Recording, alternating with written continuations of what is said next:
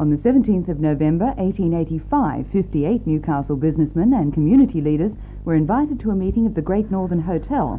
Of those, only half arrived and became the first members of the Newcastle Chamber of Commerce.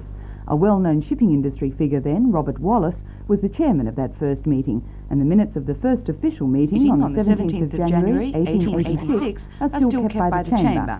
This year, a special meeting will be held on the 15th of November, again at the Great Northern Hotel, to mark that occasion.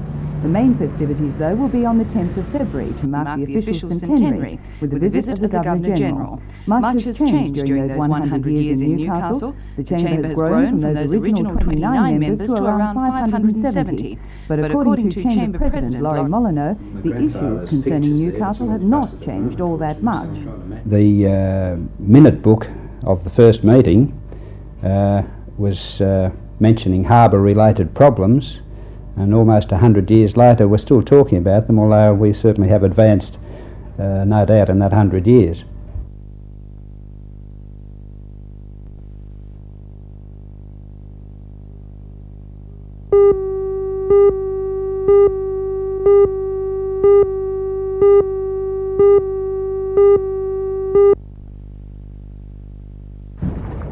The Newcastle area has one of the highest rates of boat ownership per head of population in Australia. There have long been great plans for Marmont Cove, with the latest development coming from the drawing board of architect Kevin Snell. But most of the ideas have lacked the injection of funds, which NBN will now provide. Lake Macquarie City Council has approved the construction of a 160-berth marina in the cove, and work on the marina will start immediately. The next stage of the development will be the extension of the travel lifts and dry storage facilities. This 14-ton hoist can lift cruisers up to 8 metres straight out of the water. A major feature will be the landscaping of the lake foreshore to provide a large public recreational area. The new consortium has just been granted the important Mariner cruiser franchise. For Fred Williams and his family company, the deal means his dream will now become a reality. Well, it is something that I've always dreamed about, to have a good marina, and for a man that was going to retire at one stage, it's started me all off again. NBN's chairman, John Peshar, says it's an ideal chance for the company to support local tourism. We are confident that it's going to be a great tourist attraction, as well as possibly the best boating facilities for people outside Sydney.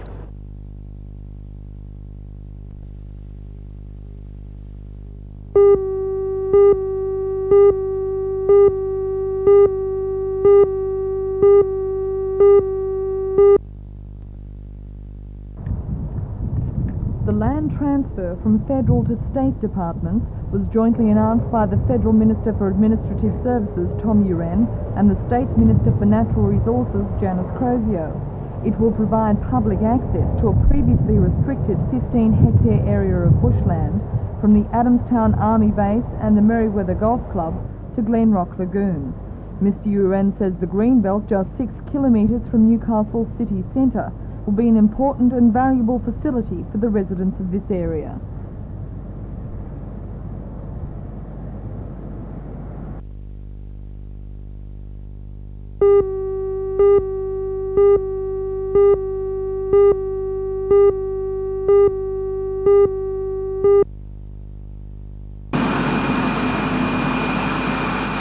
It's the AAA's opinion that the FAA is the world's best partnership. Certainly there's no more enthusiastic sport than squatting leader Florida being non-stop from California to Sydney. This pilot and this particular aircraft will be the combination that would give me the ride of my life. A ride which began with trying on a borrowed flying helmet and flying suit before being given an extensive briefing on the aircraft safety systems. However, it'll be a standard start and taxi. Talk about the checks that I'm doing as we taxi out. The RAAF believes in leaving nothing to chance, even though the possibility of something going wrong is extremely remote. The most important thing with any ejection is your posture when you go out, especially with mark and brake seat. If it is a good seat, then it will work. The ejection posture is thighs on the seat, getting thigh support. Don't have your legs drawn back, because your thighs may be off, and if they are, then there's a chance of breaking your legs as the seat hits them. Standard equipment for an F-18 ride includes an oxygen mask, life jacket and a G-suit, which helps prevent blood draining from your head to your legs. Compared to the Mirage, the cockpit of the F-18 is roomy. Pilots call the F-18 the Cadillac. The steam in the tail of the Hornet, as it's known, comes from twin General Electric jet engines, which develop 32,000 pounds of thrust, roughly the equivalent of 60,000 horsepower. Matching the power of the engine are the advanced computers, which control every aspect of the F-18 from takeoff to touchdown.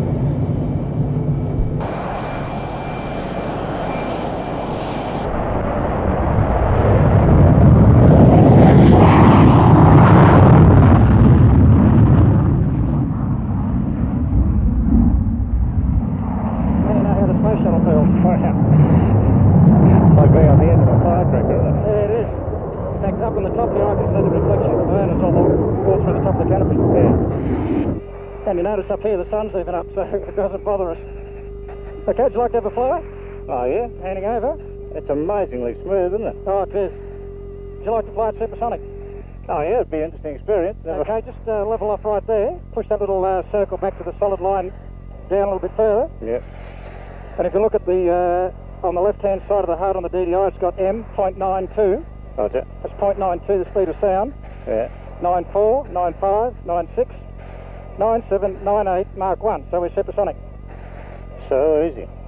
In the F-18 you fly by wire, the control stick simply telling the onboard computers what you want the aircraft to do. It's a bit like a video game. Let's just start rolling to the left. How's that? That's good. That's a good rate too. We're going to go inverted through the horizon. There we go. As well as its power and speed, the F-18 has remarkable agility. Warning that we'd pull some Gs, Squadron Leader Evans slammed the F-18 into a turn which saw the G-meter reaching 7.2 Gs as I found myself being crushed into the seat by giant unseen forces. Fuel low. Fuel low. Window. Window. That's Betty. That's Betty. Yes, she's telling us to go home. Betty is a computerised audio warning device constantly monitoring the aircraft and chipping in with warnings when she sees fit. Pilots don't really like Betty much, but putting up with a little backseat driving is a small price to pay for the thrill of flying such an aircraft.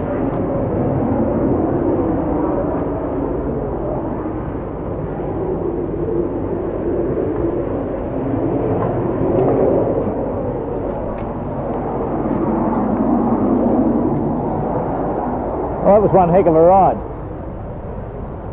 I don't think words can really describe what sort of a sensation that is. To go from 0 to 35,000 feet, to roll around the sky, look at the horizon, see the sun still setting, accelerate from a few hundred knots to way above the speed of sound, all like that. As a weapon, it's obviously formidable. As an aircraft, it's absolutely remarkable. I think the F-18 is certainly knocking on the door of science fiction.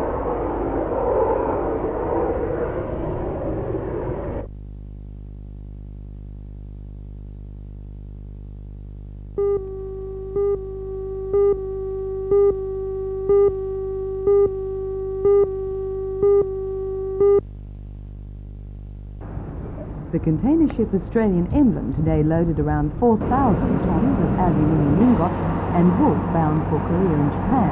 According to the Minister, cargoes would not be limited to aluminium. Other industries could easily participate in usage of the service. However, Mr Morris said any regular ANL service to Newcastle would depend on the availability of cargoes. I can talk to people in our region. I can encourage them to purchase the product, aware of the service we can provide. It's a congestion-free port. It does have a potential, but it means also that the businesses in the region, along with the shipping operators like ANL, have to convince those who use shipping services we have a good port here, we can give a reliable service, it's efficient, and let's get together and use it.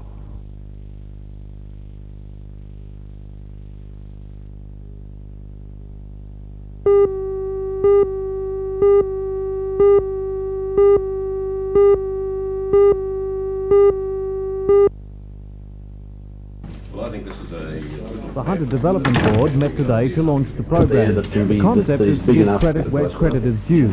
The campaign theme will be supported by a monthly newsletter and stickers which will be distributed to business, schools and government departments.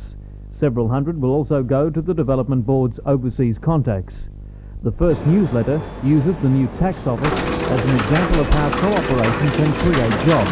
The Development Board, the Chamber of Commerce, and local members all work together to make the office a reality. Carol Gretzel says local achievement should not go unnoticed. There are a lot of companies in the Hunter here who have embraced new technology. They're making investments, they're training people, they're basically having a go, and we're going to put them up in lights such as we can on a monthly basis.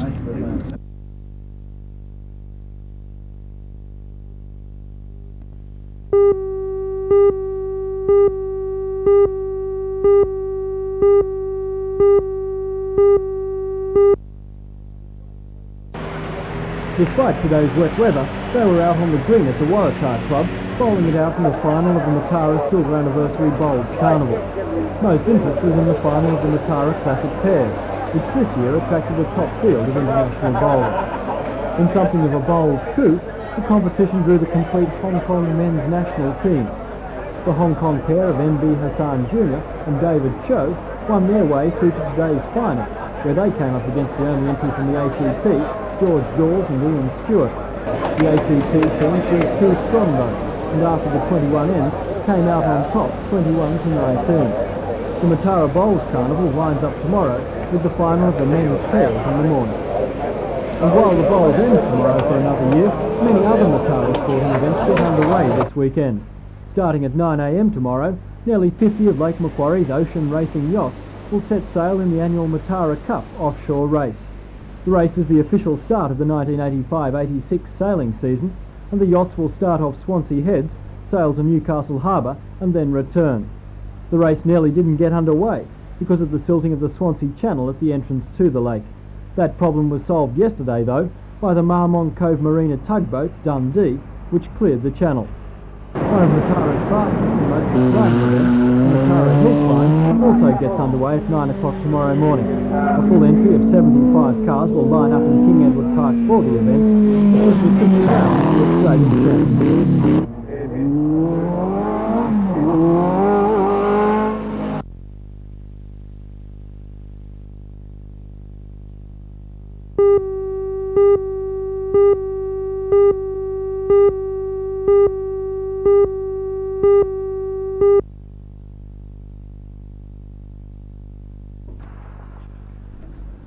The Abermain Plaza Hall, where the Eisteddfod has been staged since its inauguration, has had its licence cancelled under the Theatres and Public Halls Act. A 22-point document outlining the necessary changes to bring the hall up to standard include replacement of the exit doors, relining of the ceilings, installation of fireproof curtains and renovations to the kitchen. $70,000 worth, which the Cessnock City Council says they will not pay. If the hall isn't licensed, the Eisteddfod Committee can't charge admission fee, which they say will bring a financial end to a cultural institution which has existed for nearly 7 decades. Mayor of Cessnock Council Gordon Williams says although the council will not support the licence renewal, they want to see the continuation of the Abermain Eisteddfod. The Eisteddfod has been in Abermain for 68 years. There were several other Eisteddfods in the region. All of them have folded, and not even Newcastle has an Eisteddfod like Abermain. They do have their dancing Eisteddfods, but they do not have Eisteddfods that cater for all of the arts like speech, drama, vocal and instrumental, as well as dancing. And really there are very, very few Eisteddfods left in Australia of the size of Abermain. Mayor of Cessnock Council Gordon Williams says although the council will not support the licence renewal, they want to see the continuation of the Abermain Eisteddfod. Council has always been very supportive of the Abermain Eisteddfod, and we always will. Unfortunately, for a year or two, we've not got the funds to bring the hall up to this standard, as I mentioned earlier. But for the next year or two, we hope that the problem can be overcome by a donation being made. And if there is a shortfall of the normal income, I hope Council could make that amount up.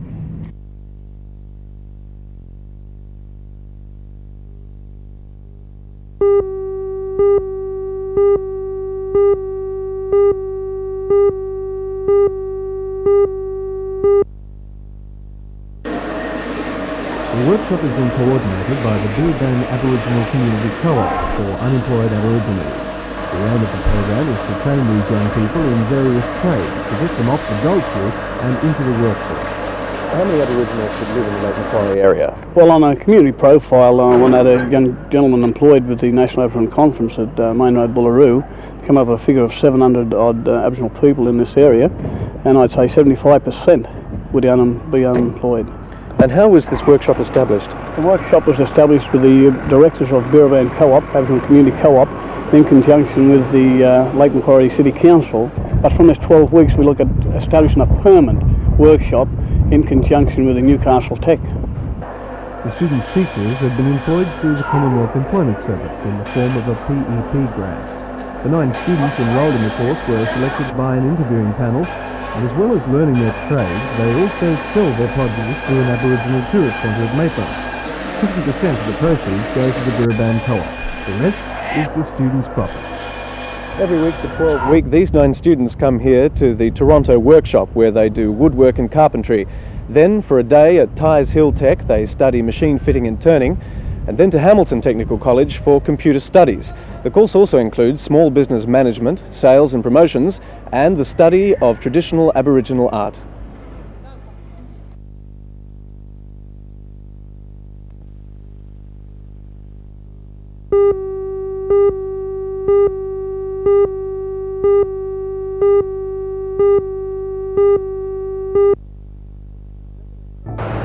The second Trades, Industry and Mining exhibition is underway at the Newcastle Showground. It's believed to be the biggest exhibition of its kind outside an Australian capital city, bringing together almost every kind of industrial product.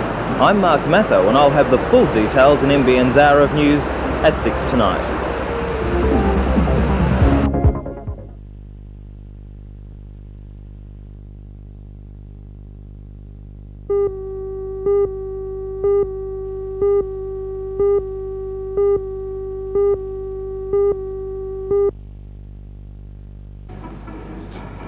Early this morning, there were only 26 volunteers and supervisory staff to attend to the needs of 470 patients at Morisset Hospital.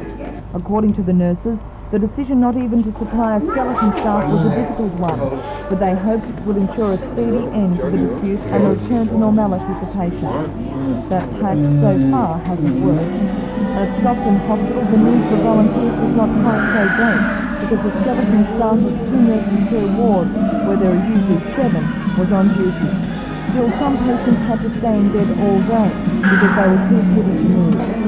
All were being bathed, fed and changed, but there was no time or expertise for therapy.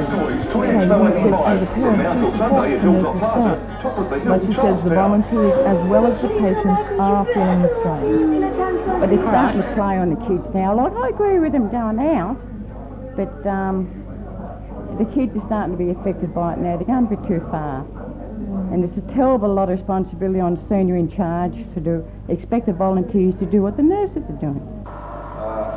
Hunter Hospital staff met this morning to there decide was also whether a they would join concession their made that colleagues in strike college-based action. sort of They say post-basic the government courses hasn't quelled their would be concerns established in about colleges nurse in shortages and 1985 training, accreditation and or about psychiatry. who will handle the They funding for refused the to abolish the implementation single of the register. patient community cottages. The vote was close. And it's hard to 35 really to 40 find in out in favour other of a hospitals walkout, because, and as could be gauged can by the I vote, tempers were running ask hot. the people at the back here sort of... A lot of anger there, that sort of they haven't had a chance to sort of direct it, but they're sort of determined that their sort of combined action sort of thing will sort of get more meaningful discussions with the government. As with Morisset Hospital, there is a flying squad on hand at Hunter Hospital in case of emergency. Deputy Regional Director of Health Ken Miller says the hospitals are coping, but only just.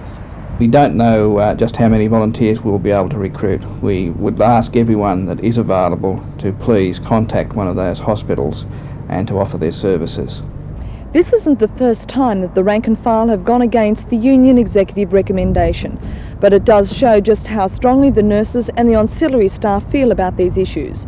They say if concessions aren't made by the government by tomorrow, they'll stay out over the weekend.